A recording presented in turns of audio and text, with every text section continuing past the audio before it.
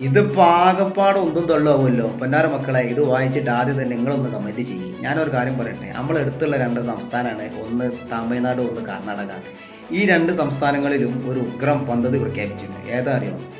KSRTC ബസ്സുകൾ free ആയിട്ട്, അഥവാ പഠിക്കാൻ പോകുന്ന വിദ്യാർത്ഥികൾ, അത് ആൺകുട്ടി ആയിക്കോട്ടെ പെൺകുട്ടി ആയിക്കോട്ടെ, അവർക്ക് പോകാനും വരാനുമായിട്ട് സ്പെഷ്യൽ ബസ് സർക്കാരിൻ്റെ ഓടി തുടങ്ങാൻ വേണ്ടി പോവുകയാണ്. ഈ ഒരു ഉഗ്രം പദ്ധതി രണ്ട് സ്ഥലത്തും നടപ്പിലാക്കിയാണ്. അത് ഉടനെ പ്രഖ്യാപിക്കുന്നതാണ്.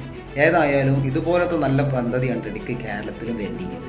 ഇവിടെ സ്ത്രീകൾക്ക് സൗജന്യ യാത്ര കൊടുക്കുന്നതിന് പകരം പഠിക്കാൻ പോകുന്ന കുട്ടികൾക്ക്, ആൺകുട്ടിയായിക്കോട്ടെ പെൺകുട്ടിയായിക്കോട്ടെ, അവരുടെ പഠനമൊക്കെ കഴിയുന്നത് വരെ അവർക്ക് പോകാനും വരാനുമായിട്ട് ഒരു സ്പെഷ്യൽ ബസ്സുകൾ ഇങ്ങനെ ഓടുക, ഗവൺമെൻറ്റിൻ്റെ ബസ്സുകൾ.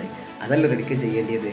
ഇവിടെ സ്ത്രീകൾക്ക് സൗജന്യ യാത്ര കൊടുക്കുന്നതിനേക്കാളും നല്ലത് മുതിർന്നവർ ആരായാലും ശരി പണം കൊടുത്ത് യാത്ര ചെയ്യട്ടെ. അത് നല്ല നിലപാടില്ല. അങ്ങനെയാണ് റെഡിക്ക് വെക്കേണ്ടത്. അല്ലെങ്കിൽ പിന്നെ പുരുഷന്മാർക്ക്, പ്രായമുള്ള സ്ത്രീകൾ, പ്രായമുള്ള പുരുഷന്മാർക്ക്, അങ്ങനത്തെ എല്ലാവർക്കും സ്ത്രീകൾക്ക് സൗജന്യ യാത്ര അങ്ങനെ പറയുന്നു. ഇതിപ്പോൾ സ്ത്രീകൾക്ക് മാത്രമായിട്ട് ആകപ്പാടെ ഉണ്ടെന്നുള്ളൂ. ഏതായാലും നിങ്ങളും കൂടി വിലപ്പെട്ട അഭിപ്രായങ്ങൾ കമൻറ്റ് രേഖപ്പെടുത്തുക.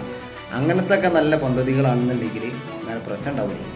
ഇതിപ്പോൾ സ്ത്രീകൾക്ക് മാത്രം ആയതുകൊണ്ടേ ഇനിയിപ്പോൾ എന്തൊക്കെ ഒന്നും കാണേണ്ടി വരുന്നുള്ളത് കൂടി കിട്ടൂല. ഏതായാലും നിങ്ങളും കൂടി വിലപ്പെട്ട അഭിപ്രായങ്ങൾ കമൻറ്റ് രേഖപ്പെടുത്തുക. നമ്മൾ നിങ്ങൾ ആദ്യമായിട്ടാണ് കാണുന്നെങ്കിൽ ഒന്ന് ഫോളോ ചെയ്തത്.